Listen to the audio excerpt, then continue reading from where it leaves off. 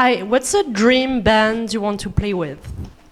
Oh, I'm good. I already got mine, man. This is a lot of holy wow. This is way more people than I expected.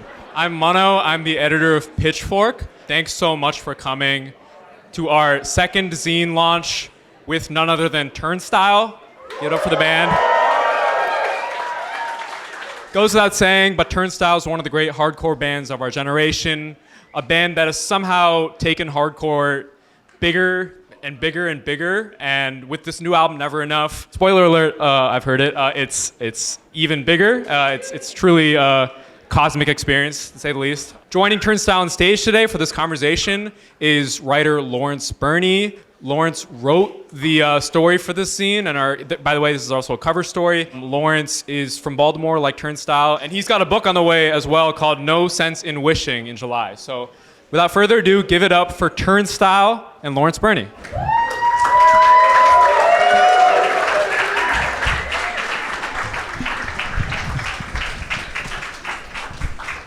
Yeah, first I want to say, congrats on the new album that's about to drop in less than 2 days now. Y'all played Fallon last night. You debuted 2 new singles, Dull and I Care. Meg, I would love to start with you. You're the newest member of the band. Was that your first late night appearance? Yeah, it was. And if there's anything that I do with this band is get thrown in at the deep end. So, yeah, but it was really fun. And, yeah, I loved it. I think one of my favorite points of the story that we talked about was your first experience playing with the band. I want to say you said it was in St. Paul, Minnesota? Yep. On the Blink-182 tour. Yeah, I would love to have you just kind of like go through that story again, like for anybody that didn't get a chance to read the story. I know you kind of like talk about get thrown into the fire. Yeah. Can you talk about what that experience was like? Yeah, so it was the first show that I'd done with Turnstile. It was probably just over 2 years ago now. We were opening for Blink on the arena tour. I'd never done anything like it before. First show with Turnstile, and we go up onto the stage, and like the lights come on, and they're like the most blinding lights I've ever seen in my life. Like, could not see anything, and just kind of like stumbled my way through the set. Nearly tripped over my amp at one point because I could not see a thing. Got off the stage and was like, whoa, so that's what this is like. This is like, that's pretty intense. I'm just gonna have to get used to that. And everyone else was like, what the hell was that? That was, I think because we hadn't had a chance to practice with the proper lighting rig. Everything was just on like fully on 100%. So, yep, it was an initiation. One thing I think that sticks out about Never Enough, we obviously spoke about it for the story, but there's a lot more space in this album, probably more than any of you guys' other projects before. And Dan, I wanted to talk to you about that. I think what's cool about it, I think that space maybe adds emphasis on you coming out and banging out on the drums. I kind of think about the Birds video, where it's kind of like that shot of your hand in the air with the drumsticks, and it's kind of like everybody is like hanging on for that moment for you to come in. I would love to hear you talk about like if you feel like that space offers you the opportunity to really like shine in a way maybe that you never had before. Oh, wow. Yeah, that's a really cool way of thinking about it. Yeah, that moment, and I think a lot of other moments on the album kind of serve as either like anticipation between 2 songs leading up to something else, or a more like meditative moment of reflection. There's very intentional kind of space that's put between these songs, so it's not just song, song, song. And that is a unique one, where you anticipate what's coming next, but you also like, I don't know, we try to inject it with a little bit of anxiety, a little bit of like excitement, kind of like I think what we'd feel like before we get on stage, or before you go out and perform in front of someone. And that was incorporated in the music of it, and this slamming the hi-hat and not knowing like what is trying to be conveyed, but hopefully just feeling this gut reaction of like something's about to go down and I'm not sure what's going to come, and there's an evil synth going on behind it. And I like those moments that you can't really describe that well. It just feels like something, and maybe people will feel it in different ways and interpret it in different ways. But yeah. Yeah. I think I kind of think about that video. Every video has been amazing so far. I know Brendan and Pat, you guys co-directed the film. Pat, if you could kind of talk about like what went into the thinking behind where you guys went with it. Was it like some references, or were there some influences that you all kind of packed in and looked at before y'all went into the project? I mean, I think the biggest part of the initial creation of many of the ideas for the videos was kind of what our gut felt listening to the music. Like some of the music, it inspired a thought of water or vastness or space or solidarity, and it's kind of like the initial reaction to the music inspired some imagery that, in a broad stroke, you know, in a very broad way. And then we're extremely inspired by tons of media, not just music and film and stuff, but it was cool because the second like an image popped into our brains of like, what does the beginning of Never Enough make you feel like? You roll and then you go, oh, but wouldn't it be cool if this person has the same amount of equal like large space, but it's the complete opposite feeling that you would get watching a person in that type of space, you know? And then equally, it's like we're everybody in here consumes a lot of movies and TV and all that, and books and a lot of imagery that you're like, oh man, it would be cool to reference something like that. But us being semi-ignorant in regards to filmmaking, it's cool because you kind of just go like, I don't know, but let's try that. Let's try that thing. Let's try and do it. And yeah, it all just started with, you know, what your brain pictures while you listen to a synth or a guitar or a drum, you know? Yeah. Brendan, could you speak to that as well, that process of making the film? I think kind of a big thing that happens with this band, and even in its formation, and even just maybe even our introduction into getting into music through like the, you know, the outlet of finding shows in our community and the hardcore punk scene, and being able to just feel something and see it, and then just being like, I don't know how to do it. I don't know how to like really play an instrument well. I don't know how to.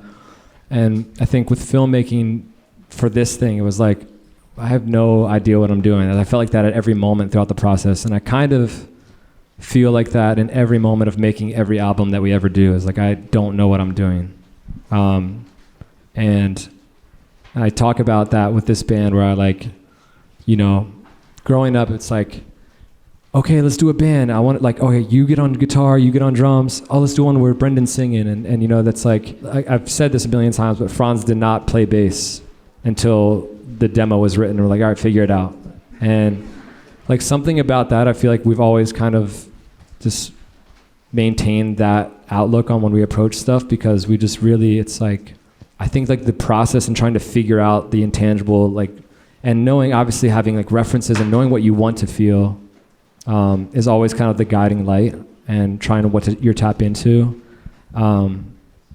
And so I think that's what this process was for us, is just kind of like figuring it out and knowing when it's right. And that's exclusively based on feeling, and if it can kind of make it resonate with us while we're making it. That reminds me of that day that we were hanging out at Franz's crib, and we were kind of all talking about, you know, just a feeling of like, you guys have gone through a lot of hills and valleys over the years. You guys have been doing it for 15 years at this point as Turnstile. But Franz, you said something that really stuck out to me that day that didn't make the story. And I want to say, we were talking about just like this collective consciousness that you all have and going through these evolutions as a band. And you said this time around, you feel more definitively Turnstile than you've ever felt before. And that's been in the back of my mind ever since we had that conversation. And I would love to have you just kind of elaborate on what you mean when you say that. Nah, I mean, like, we did this, we've been blessed enough to do this a lot of times, like full-length records, 7 inches, and like every single time that we get to record is a lesson. And like, I don't know, something as strong, as small as like where to make contact with the snare drum, or like if a guitar part is you know, not working out that way, go through 53 pedals and figure out if it's the 53rd one or if it's the first one. Like we've been taking all of these lessons, record after record, and then we go play and we learn how to be around each other, and you know, life happens. And it's just right now I feel like as we have grown together, we work together really, really good, and like a seed that was planted in the Glow On recording phase was like blossom into us looking inward and just being like, I don't have nobody to get the answers but us, and it's either figure it out now or go upstairs and take a nap and figure it out. And that whole process with this latest effort made me feel that we are like seriously making music and not just playing it. And so like, I don't know, like feeling like we're in control of what we're doing and arriving at what makes us feel the best and then present that to everybody. I think that like it provides me with like my overwhelming confidence in these four, and there's the supporting cast that comes with us too. Like, I don't know, all of those pieces in place make me feel like we're really in charge of what we are doing. Do you feel like there was a particular moment that you sensed that shift? I don't know. I mean, maybe when I seen Daniel play the drums for like 6 hours straight, and then we were all there together, like, can you do it? He's like, just let me take a walk. All right. We all just sit there and wait, you know what I mean? Like that right there, when I know that there's nowhere else to go but have their back in whatever scenario, that is when I kind of was just like, oh, we really can just do it like with just us. Yeah, I feel like, Pat, you kind of spoke to that as well. This kind of like, what it actually feels weird at this point as a band is the time that you all have to yourself. You kind of like are used to more collective existence. And I wonder, like, do you feel like you all have perfected a collective consciousness as an act? Yeah, there is a sense that like when we're together, we kind of morph into the version of ourselves that is built to like function next to these other people, and part of it is really valuing like your friendship and the family that we kind of created around this whole thing, and really it's just years and years of going through all the stuff together, because no one has experienced what I've experienced except everyone here. Like how can I relate to somebody else about this when only these four are the ones that experienced it with me? And you know, in the last 15 years, there's just been a ton of emotional growth, and part of that comes with like better understanding of ourselves as individuals, and how as an individual you're a part of something bigger, and why you want to put every ounce of your being into something bigger, and why you're doing this. And it really, I don't know, for me it's a cool, enlightening moment where you kind of throw yourself at something and you feel like someone else is throwing themselves with you, and that shared thing it always makes the function of this as a band just work perfectly, I believe. Yeah, I know I mentioned this when we all talk about Seeing Stars is my personal favorite on the album, and I think it kind of like encompasses what the album feels like, where it has these starts and stops and kind of like lulls you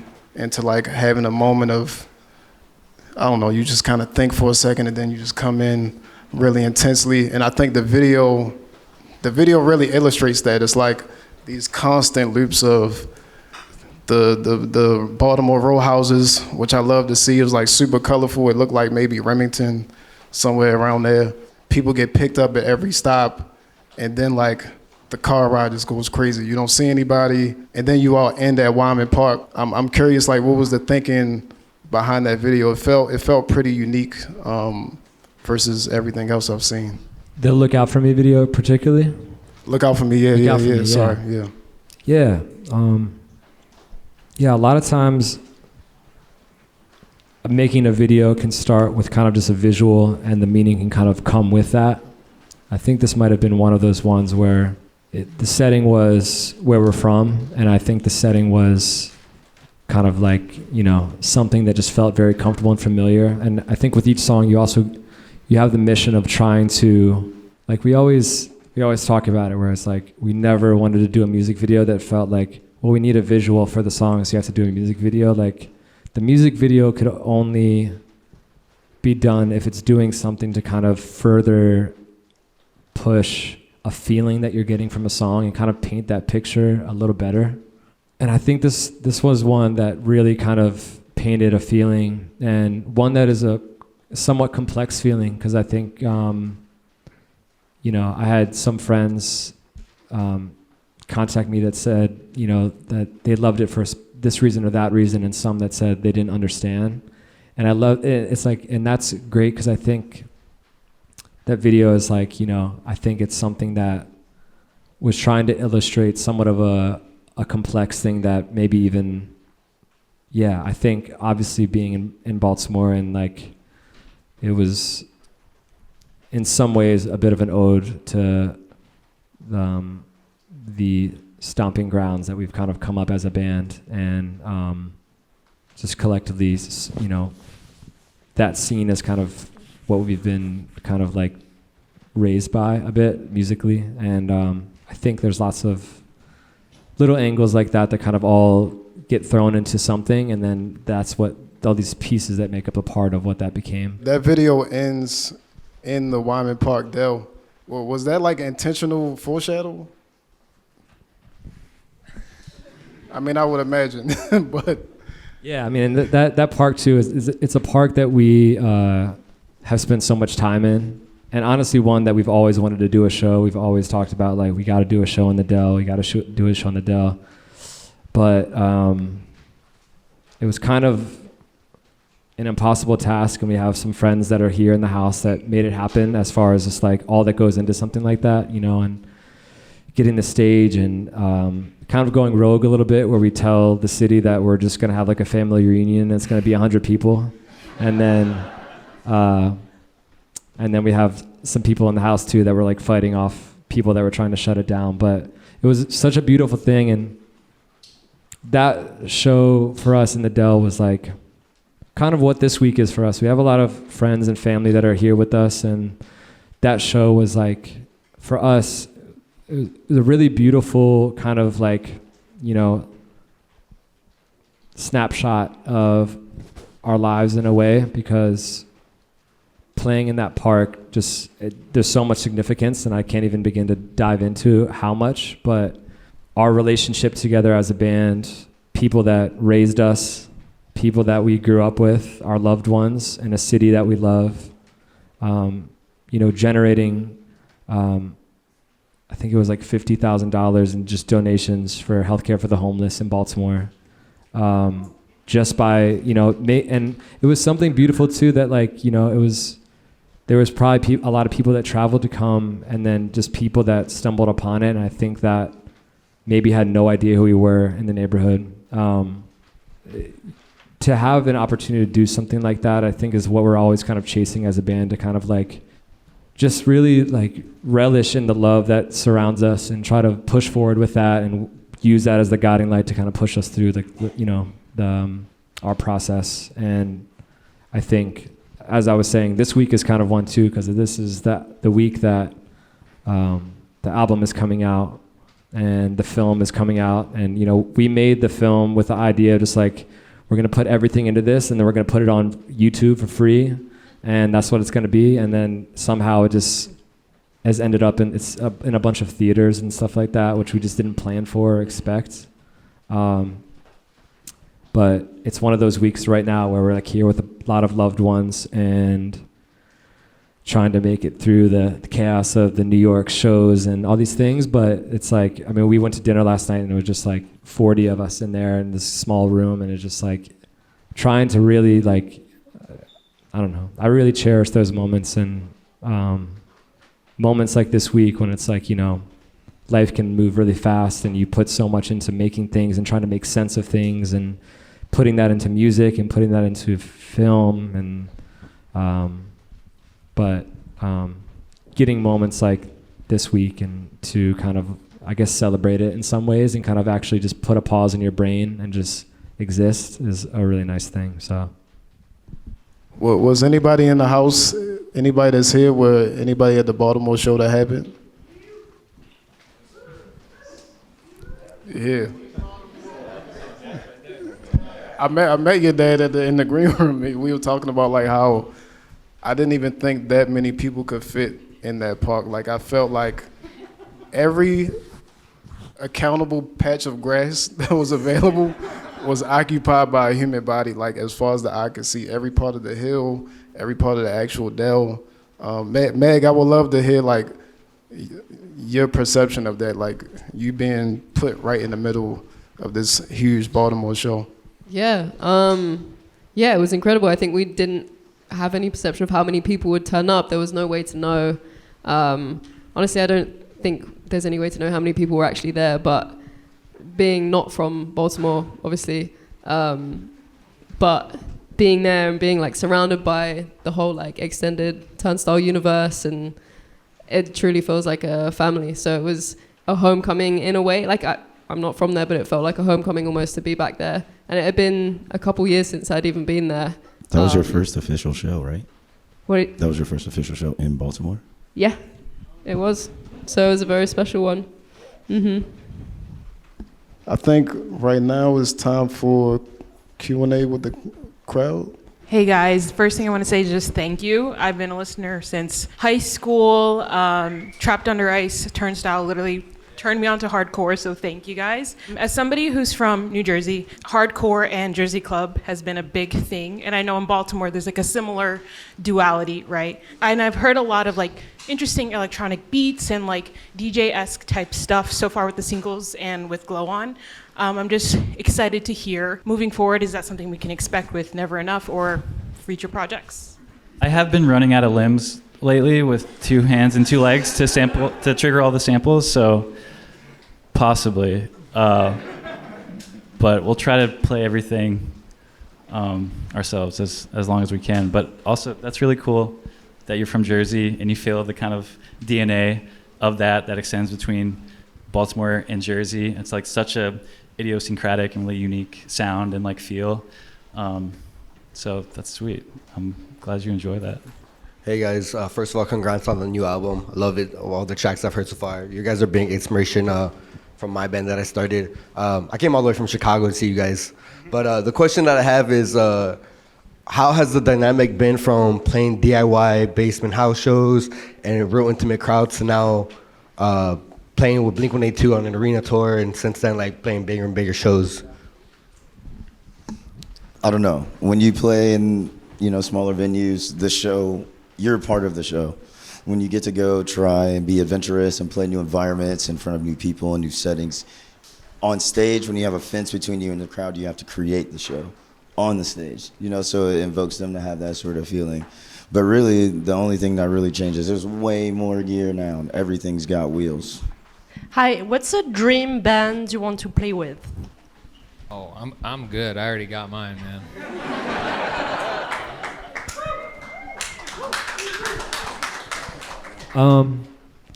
I'll say any chance we get an opportunity to plan a tour, like our own tour, not our own tour, but a tour that we're able to kind of like curate, that's typically a reflection of our dream lineup to people to play with in that moment. And I hope soon that there'll be one that kind of is a good picture of our favorite dream tour to play with. Hope that comes to life pretty soon. Hi, all the way back here. Hello. First of all, thank you guys for the Baltimore show. I was there. It was really just fucking phenomenal. My question is for Daniel. I read in the zine that Floral Green's your perfect 10. Please make Sophie's choice. What is your favorite song from Floral Green? That's so hard. Floral Green is my favorite record because it's such like a soundtrack to my life at a certain time type of record. So there's so many different types of like sentiments and history in there. We've discussed this. We've talked about this. We've talked about this, and we've talked about like which song off Floral Green we're like, we gotta cover one. We gotta do one. Yeah, we all have like a different answer to this question probably. I don't know. I can't This is on record right now? Yeah. For now, Lefty. Really? Oh. That's what's up.